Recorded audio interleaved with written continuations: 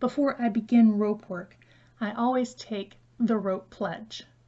I'll say it once, and then we can say it again together. I promise to use ropes for good and not evil, as a tool, not a toy. I will wield it safely as I listen to advice and accept instruction, asking questions, and helping if I can. The tricky word for some people might be the word wield. Another word you could use is handle, that you will handle the rope safely. Ready to go? Raise your promise hand. I promise to use ropes for good and not evil, as a tool, not a toy. I will wield it safely as I listen to advice and accept instruction, asking questions, and helping if I can. Let's get started. Hi, this is Gail Bernatz with Whipping, Biting, and Other Knotty Behaviors. Before we get started, I wanted to talk a little bit between the difference in thread, cord, and rope. For me, a thread is a single line, and it could be made of synthetic materials, natural materials, or even metal that one can use to do jobs. When you combine threads, you can turn them into cord. That cord could be twisted or it could be woven. When it starts to get thicker than my thumb, though, I tend to think of that as a rope. You might find a lot of other definitions out there, but I think those are pretty helpful. What's great about all of these is that you can call them line, and line works for all of them.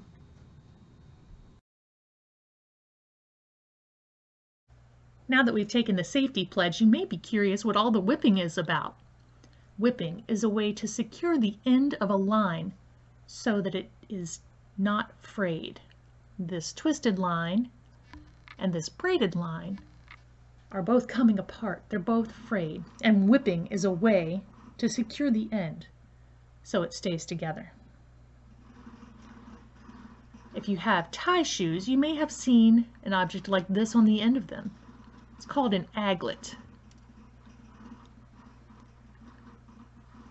Sometimes people just tie a knot in the end of their line to whip it. On larger lines, a smaller one might be used to wrap around it. If the material is synthetic, it might be melted in order to complete the whipping. My favorite way is duct tape. Duct tape is pretty handy, and it always serves me well.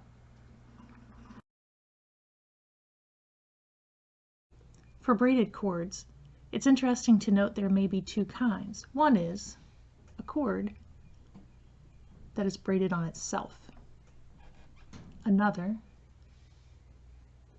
is braided around another object, cord, line, something. We're going to use the filled cord to do some jobs. First job we're going to do is divide this rope into parts. What? Into parts? Sure. That way we know what we're moving and what's staying still. So I'm going to divide this into a working end and a standing end. I'm going to do that by taping down the standing end because it's just going to stand there. It's not going to do anything except hang around. The working end is the part that's going to do all the movement. Let's get started. I'm going to take this working end over the standing end and make a loop. This is an overhand loop because the working end goes over the standing end. Now I'm going to take that working end and go underneath that loop and pull it through. That, fine people, is an overhand knot. What's it good for? It's the start of a lot of big things. Why don't we try making one of them right now? the square knot. This stays just like it is. You have the overhand knot. Now we are going to do the same thing. We're going to make another overhand knot. We're going to go over and through and flip it. Now we have an overhand knot that has turned into a square knot. How do I know it's right?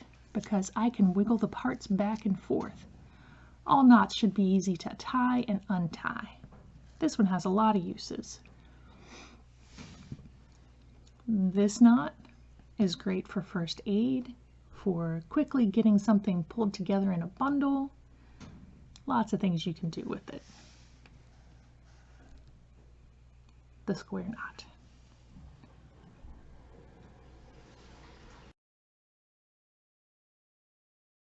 Let's move on to the figure 8 knot. My standing end is anchored. My working end is ready to go. First, I'm going to make an overhand loop. The working end goes over the standing end. Now I'm going to take the working end underneath the standing end and make something that looks a little bit like a number 8. I'm going to take the working end underneath the loop I just made, come out under the first loop, pull it tight. See how it kind of still looks like a figure 8? When I cinch it up, this is a great stopper knot. It's a great way to whip the ends of your rope if you had no other means around. The figure 8 knot. Now let's work on a bowline. A bowline makes a loop that doesn't change in size. I've already taped down my standing end.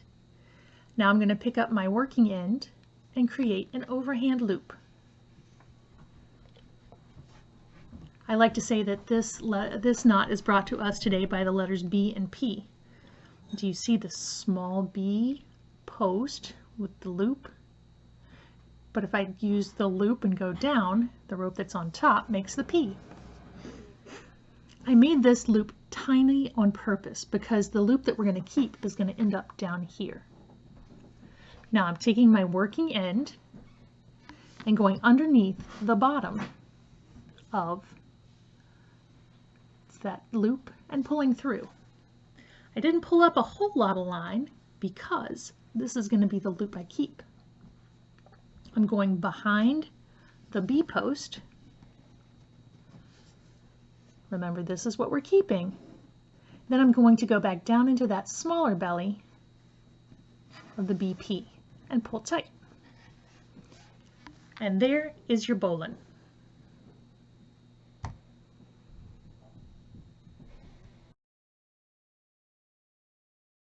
We've talked about an overhand knot, a square knot, and a figure 8. Now let's talk about what knots are. Knots are ropes tied on themselves. But that's not always what you need in life. Sometimes you need a hitch. That's a knot with something in it. And today, this is my something.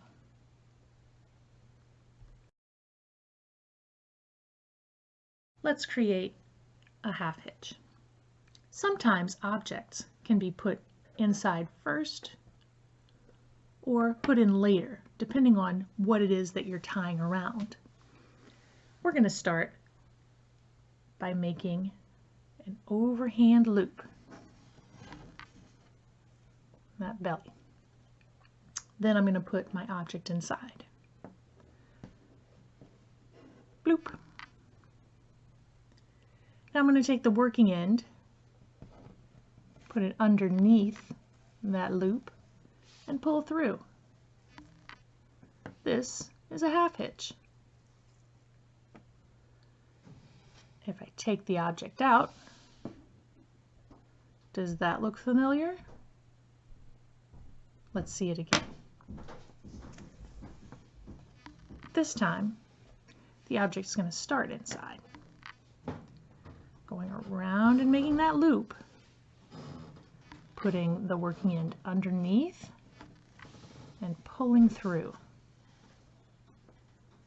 That's the half hitch. Let's work on a clove hitch. My standing end is anchored, my working end is ready to go, and here's my object. I'm going to wrap the line around the object. When I wrap it all the way around, you could see that that loop kind of has a cross part. It looks a little bit like an X. I'm going to take my line underneath the object again, and I'm looking for that X. I'm going to take my working end behind both sides of that X and pull tight. There's your clove hitch. This knot is really great when the line can stay straight. When the line wiggles up or down a little bit, the clove hitch comes loose. It'll hug really great when the line is straight, the clove hitch. Another hugging hitch is known as two half hitches. I have my rope anchored, my working end ready, and the object that I'm going to hitch around. First, I'm going to make an overhand knot. I'm going to cross the working end over the standing end, take the working end underneath the loop, and pull it out. That's a knot. When we stick an object in it, it becomes a hitch. And there we have our first half hitch. I'm going to take the rope and make another overhand knot by crossing the working end over the standing end, coming up underneath inside that belly and pulling out. Now I'm going to secure all of this by getting it closer together. Cinch it up. And now my object is getting a hug. If I have several objects together, I can bundle them this way, and when I push in, they all stick together. That's the goodness of two half hitches. A taut line hitch creates a loop that can be wiggled when there's no pull on the line, but when there's tension, that loop stays put. Here I have my line with the standing end anchored, the working end ready to go, and the object I'm hitching around. First, we will create a half hitch. We're crossing that working end over the standing end. We're going to take the working end underneath the loop that's created, pull it up, and there's the half hitch. Don't stop there. We're going to take this working end and do a round turn on the loop, pulling it through so it looks like squiggles around there. We're taking the working end back up to the standing end and give a little pull there to make sure we have enough rope to make an overhand knot on the standing end of the line. Made our belly through and cinch it up. So if I pull on this when the knot is secure, that loop is going nowhere. But I have all this squiggly line here, and I would like that to be a little tighter.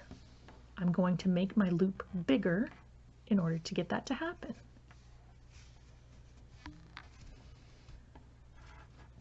The loop gets bigger, and as I pull, the line is tight. That is a taut line hitch. A bend joins two lines together. Let's explore that. Sheet bend connects two lines together, generally known for connecting a larger and a smaller line. My larger line is in a bite in a U shape. My smaller line is the one that's going to be doing all the work.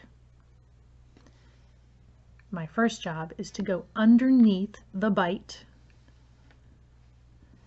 with my smaller line. Now I'm wrapping around the underside of both parts of that bite,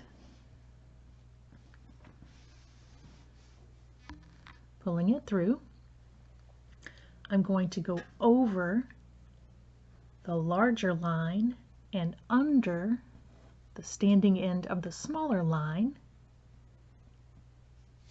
and tighten it up. Now these two lines are joined together. That's the sheet bend. Thank you for joining me in whipping, biting, and other knotty behaviors. We learned a lot about one of the best multi-tools around, line, but maybe you learned more about yourself. For some folks, this comes very easily, and others take more patience and persistence.